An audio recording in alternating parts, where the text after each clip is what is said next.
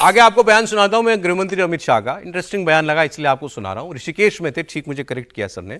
तो वहां गीता प्रेस के एक कार्यक्रम में वो पहुंचे हुए थे। गीता प्रेस जो गोरखपुर वाली गीता प्रेस है, आपके घरों में भी हिंदू जो देख रहे होंगे उनके घरों में कोई ना कोई आरती की छोटी सी किताब जो है, या गीता या रामायण या कुछ तो भी गीता प्रेस से हुआ जरूर होगा। जिस घर में भी मंदिर है या आरती होती है वहां जरूर होता है। अब उन्होंने भी एक बात कही कि अपनी निजी जिंदगी की कुछ बातें शेयर की और कहा कि ये गीता प्रेस की क्या अहमियत है आज हिंदू समाज में। उन्होंने कहा मेरी दादी गुजर गई, मैं बहुत छोटा था, लेकिन मुझे बताती हैं, मेरी बहनें बताती हैं कि दादी जो हैं वो जो गीता पढ़ती थी वो गीता प्रेस की थी। उन्होंने कहा मेरी माँ भी गीता प्रेस की किताबें पढ़ती थी और आज मेरी पोती जो स्कूल जाती है, छोटी सी है, उसके बैग में भी गीता प्रेस की प्रकाशित हनुमान चालीसा रखी रहती है। मेरे ही घर की बात करता हूं। मैं तो बहुत छोटा था और मेरी दादी चल बसी, मगर मेरी बहनों से मैंने सुना है मेरी दादी जो गीता पढ़ती थी वो गीता प्रेस की थी। मेरी मां ने भी गीता प्रेस के पुस्तक पढ़े और आज मेरी पोती भी अपनी स्कूल के बक्से में हनुमान चालीसा रख कर जा रही है, वो गीता प्रेस।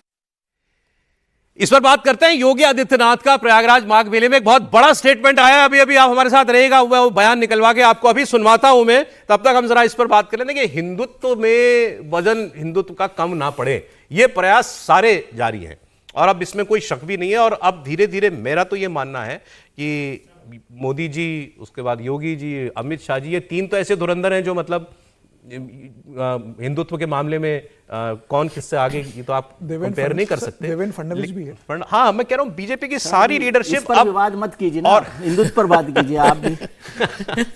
मतलब मैं कह रहा हूं पिछले 10 सालों में अगर देखें, पिछले 10 सालों में धीरे धीरे हिंदुत्व को लेकर और वोकल, और मैं कहूंगा और खुल के बोलना शुरू कर दिया पूरी पार्टी ने, पूरी बीजेपी ने।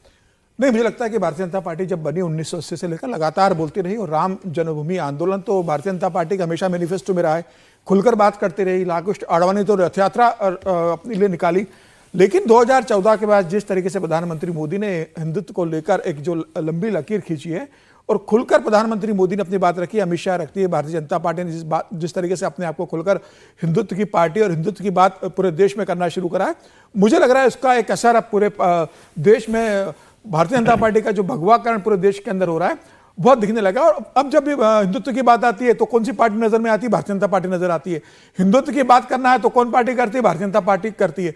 तो इसलिए आज हिंदुत्व और भारतीय जनता पार्टी को एक दूसरा का पर्याय देश की राजनीति में माना जाता है कि हिंदुत्व पे अगर कोई संकट है तो भारतीय जनता पार्टी इस बात को उठाएगी। हिंदुत्व के लिए लड़ने वाली पार्टी कौन है? तो भारतीय जनता पार्टी है। और यही कारण रहा कि आज हिंदुत्व का एक बड़ा वर्ग भारतीय जनता पार्टी के साथ अपने आप को जुड़ा हुआ महसूस करता है। अब अमित शाह जी तो गीता गोरखपुर के प्रेस में उसमें गए थे, काफी लंबी उन्होंने बातें की और बहुत शानदार भाषण अमित जी का रहा है। 55 करोड़ किताबें अभी तक गोरखपुर प्रकाशित कर चुका है और हनुमान जी पोद्दार ने 1923 में इसको एस्टेब्लिश किया था। उस समय कौन कल्पना कर सकता था कि भाई हिंदुत्व के लिए जो इतने किफायती और कम कीमतों पर किताबों का प्रकाशन कर रहे हैं यह सर्वाइव कर पाएगी।